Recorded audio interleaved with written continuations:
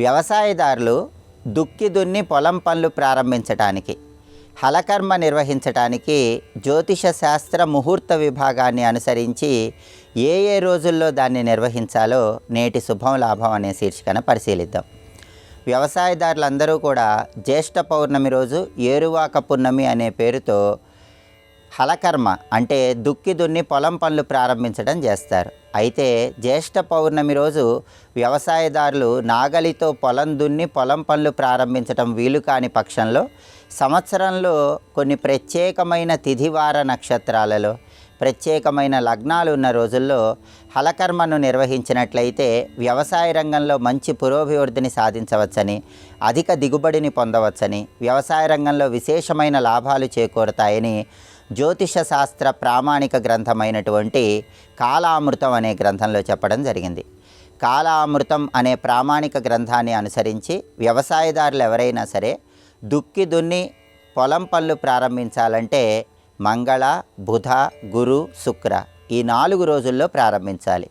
అనేక ప్రామాణిక గ్రంథాల ప్రకారం గురువారం కానీ శుక్రవారం కానీ వ్యవసాయదారులు ఈ హలకర్మ నిర్వహించినట్లయితే విశేషమైన శుభ ఫలితాలు చేకూరతాయి. సోమవారం రోజు మధ్యమ ఫలితాలను కలిగింపజేస్తుంది. అలాగే తిథుల పరంగా కొన్ని ప్రత్యేకమైన తిథులలో తప్ప ఇతర తిథులలో వ్యవసాయదారులు హలకర్మను నిర్వహించుకోవచ్చు. ఆ ప్రత్యేకమైన తిథులు ఏంటంటే రిక్త తిథులు. తిథులలో చవితి, నవమి, చతుర్దశి ఈ 3 తిథులను రిక్త తిథులు అనే పేరుతో పిలుస్తారు. ఈ రిక్త తిథులు ఉన్న రోజుల్లో మాత్రం వ్యవసాయదారులు ఎట్టి పరిస్థితుల్లో హలకర్మను నిర్వహించరాదు. పాడ్యమి రోజు, అమావాస్య రోజు కూడా దుక్కి దున్ని పొలం పనులు ప్రారంభించరాదు. అదేవిధంగా నక్షత్రాల పరంగా కొన్ని ప్రత్యేకమైన నక్షత్రాలు ఉన్న రోజుల్లో వ్యవసాయం చేసుకునే వాళ్ళు ఎవరైనా సరే నాగలితో పొలం దున్ని పంట పనులు ప్రారంభించినట్లయితే అద్భుతమైన ప్రయోజనాలు చేకూరతాయి. ఆ నక్షత్రాలు ఏంటంటే అశ్విని నక్షత్రం, రోహిణీ నక్షత్రం, మఖా నక్షత్రం, ఉత్తరాత్రయం అంటే ఉత్తర ఫల్గుణి, ఉత్తరాషాఢ, ఉత్తరాభాద్ర నక్షత్రాలు హలకర్మకు విశేషంగా అనుకూలించే నక్షత్రాలు. అదేవిధంగా హస్త నక్షత్రం, చిత్తా నక్షత్రం, స్వాతి నక్షత్రం కూడా చాలా అనుకూలమైన నక్షత్రాలు.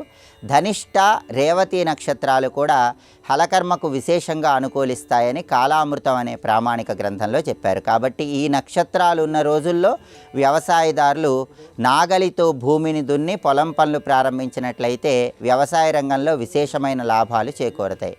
అలాగే జ్యోతిష శాస్త్రపరంగా కొన్ని లగ్నాలు ఉన్న రోజుల్లో, కొన్ని ప్రత్యేకమైన లగ్నాలు ఉన్న సమయాల్లో ఈ హలకర్మను నిర్వహిస్తే అద్భుతమైన ఫలితాలు చేకూరతాయి. వాటిల్లో మొట్టమొదటి లగ్నం వృషభ లగ్నం. వ్యవసాయదారులు వృషభ లగ్నం ఉన్న సమయంలో నాగలితో దున్ని పొలం పనులు ప్రారంభించినట్లయితే పాడి పంటలు విశేషంగా అభివృద్ధి చెందుతాయి, పశు సంపద పెరుగుతుంది, ధాన్య సంపద పెరుగుతుంది. అలాగే మిథున లగ్నం ఉన్న సమయంలో వ్యవసాయదారులు పొలం పనులు ప్రారంభించినట్లయితే దానివల్ల విశేషంగా వ్యవసాయ రంగంలో మంచి పురోభివృద్ధి ఏర్పడుతుంది. కన్యా లగ్నం ఉన్న సమయంలో ఎవరైనా సరే వ్యవసాయదారులు నాగలితో పొలం దున్ని పొలం పనులు ప్రారంభించినట్లయితే దానివల్ల పంట దిగుబడి చాలా బాగుంటుంది. వృశ్చిక లగ్నం ఉన్న సమయంలో హలకర్మను నిర్వహించినట్లయితే సకాల వృష్టి లభిస్తుంది, అంటే సరైన సమయంలో వర్షాలు కురిసి పంటలు బాగా పండుతాయి. అదేవిధంగా ధనుస్సు లగ్నం ఉన్న సమయంలో వ్యవసాయదారులు హలకర్మను ప్రారంభిస్తే అధిక దిగుబడి లభిస్తుంది.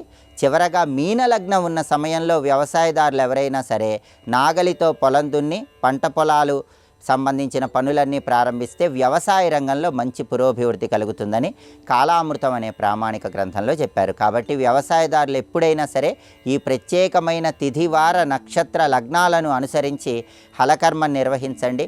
హలకర్మ ఎప్పుడు చేస్తున్నా సరే కర్తరిలో చేయరాదు. గురుగ్రహము, శుక్రగ్రహము అనుకూలంగా ఉండాలి. దీన్ని చూసుకొని హలకర్మ నిర్వహిస్తే సమస్త శుభ ఫలితాలను సిద్ధింపజేసుకోవచ్చు.